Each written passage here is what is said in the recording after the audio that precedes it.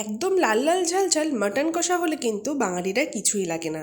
তার জন্য প্রথমেই মাটনে দই আর চিনি সাথে একটু গোলমরিচ গুঁড়ো ভালোভাবে মাখিয়ে রাখতে হবে প্রায় 2-3 ঘন্টার জন্য। এবার একটা ভাজা মশলা তৈরি করতে হবে। তার জন্য গোটা জিরে, ধনে, এলাচ, লবঙ্গ, জয়িত্রী, জায়ফল কিছুক্ষণ শুকনো কড়াইতে টেলে নিয়ে নামিয়ে ঠান্ডা করে তার একটা গুঁড়ো পাউডার তৈরি করে নিতে হবে, তবে খুব একটা মিহি না করলেও চলে যাবে।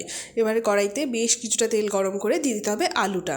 সামান্য হলুদ আর নুন দিয়ে আলুটা বেশ ভালো করে ভেজে নিতে হবে। এবারে সেই তেলেই বেশ কিছুটা কুচনো পেঁয়াজ দিতে হবে। এখানে আমরা প্রায় বড় সাইজের 4-5টা কুচনো পেঁয়াজ দিয়েছি, এটা বেরেস্তা করে নিতে হবে। মশলার জন্য কিছুটা আদা, আমরা এখানে বেশ কিছুটা রসুন, প্রায় 1.5 গোটা রসুনের কোয়া, সাথে পেঁয়াজ আর কয়েকটা কাঁচা লঙ্কার সাথে একটু জল দিয়ে একটা ফাইন পেস্ট তৈরি করতে হবে। এবারে সেই ম্যারিনেট করে রাখা মাটনে পেঁয়াজ আদা বাটা দিয়ে সাথে পরিমাণ মতো হলুদ গুঁড়ো, লঙ্কা গুঁড়ো আর বেশ কিছুটা কাঁচা সর্ষের তেল দিয়ে খুব ভালো মতো মাখতে হবে। মাখতেটা কিন্তু খুব ভালো মতো হবে যাতে মশলাটা মাংসের ভিতরে অনেকটা ঢুকে যায়। এবার কড়াইতে বেশ খানিকটা সর্ষের তেল গরম করে দিতে হবে। দারচিনি আর তেজপাতা ফোড়ন হালকা নেড়ে দিয়ে দিতে হবে সেই ম্যারিনেট করে রাখা মাটনটা। হালকা একটু নেড়ে ঢাকা চাপা দিয়ে দিতে হবে। এখানে কিন্তু আমরা পুরো রান্নাটা একদম লো ফ্লেমে ঢাকা চাপা দিয়েই কষাবো।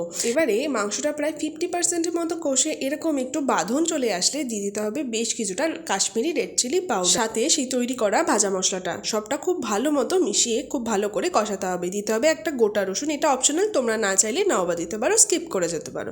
এবারে রসুনটা খুব ভালো মতো কষে মাংসটা এরকমভাবে তেল ছেড়ে ফেনা ফেনা হয়ে আসলে দিয়ে দিতে হবে ভেজে রাখা আলুটা। খুব ভালো মতো মিশিয়ে আবার কিছুক্ষণ কষাতে হবে। এবারে দিয়ে দিতে হবে গরম জল। এখানে কিন্তু গরম জল দিলে মাংসটা খুব সুন্দরভাবে সফটভাবে সিদ্ধ হয়ে যাবে। আবারও ঢাকা চাপা দিয়ে দিতে হবে বেশ কিছুক্ষণের জন্য। কিছুক্ষণ পর ঢাকা খুলে মাংসটা ফুটে উঠলে দিয়ে দিতে হবে সেই বেরেস্তা আর গুঁড়ো গরম মশলা। ব্যাস কিছুক্ষণ ফুটিয়ে নিলেই তৈরি আমাদের লাল লাল ঝাল ঝাল মাটন কষা।